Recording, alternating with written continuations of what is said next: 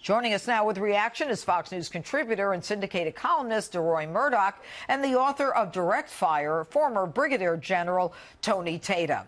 All right, General, I'm going to ask you, since we're talking about that video that supposedly shows an intercontinental ballistic missile that they say has Florida in the background. Now, aside from their ability to do this and whether they have that, are we entering a new phase of a Cold War?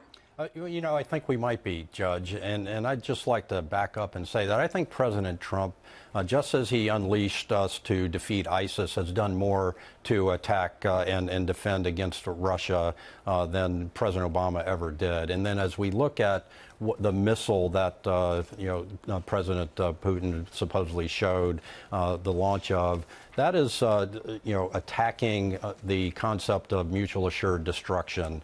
And what he wants to do is to make sure that we feel uneasy about our ability to defend against the weapons that Russia has. And so we launched off a submarine a intercontinental ballistic missile this week in the Pacific Ocean. So Russia launches its Oh, you don't hear about that as much. Exactly, oh, interesting. Exactly. Well, but it sounds like a tit for tat again. Yeah, well, it's very much, and this is very much the almost war by proxy that we had in the Cold War, as you mentioned at the beginning of the segment. And this is through the elements of power: diplomatic, information, military, economic. You see spies being fired. You see information wars. That's an information piece. They call it a spy spat. Right. Exactly. As I was reading, Dory, all the talk about the left and how the president is colluded, although after 14, 15 months, nobody has one iota of evidence.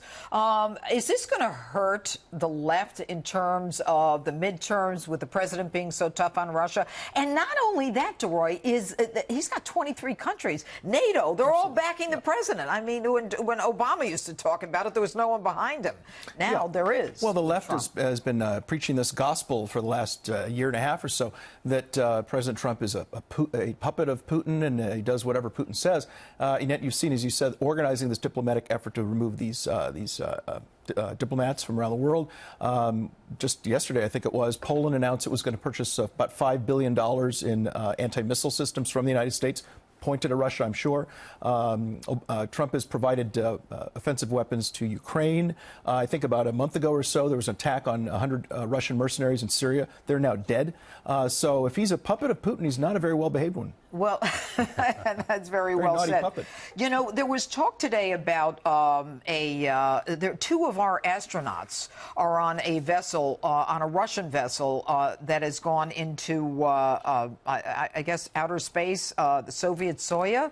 I mean, so is this all talk, given that, everybody knows we've got Americans on this Russian vessel or whatever it's called?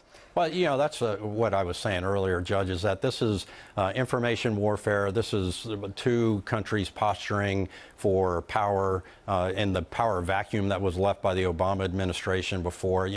President Trump and his national security strategy talks very much about peer competitors, China and Russia. And as I said, he's done more to compete now against China, Russia, North Korea than the previous administration. And we've got a $1 trillion worth of 30 years of modernization of the nuclear weapon arsenal that we've got, that President Trump has laid out. So he's taken this seriously, and he's standing up to Russia. Right, and he's got some force behind his words. But Deroy, Russia's acting like they're the victims in this whole thing. That they didn't deserve to be booted out. But the deadly nerve agent that was used, that no one could really, I guess, prove beyond a reasonable doubt, the daughter is now talking.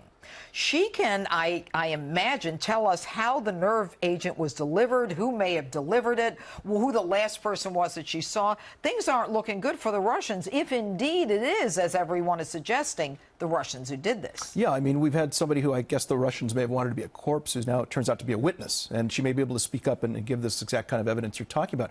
I think it's also fascinating that this case and other cases where people have been basically assassinated by Moscow, that they don't just use rat poison or put a pillow over somebody's face. They're using the kinds of agents that are tied back to Moscow, almost as if they want to leave their fingerprints behind. I wonder if that's something they deliberately want to do, maybe sending a message to others rather than just eliminating somebody who they find inconvenient. All right, Deroy Murdock, General Tata, thanks for being with us.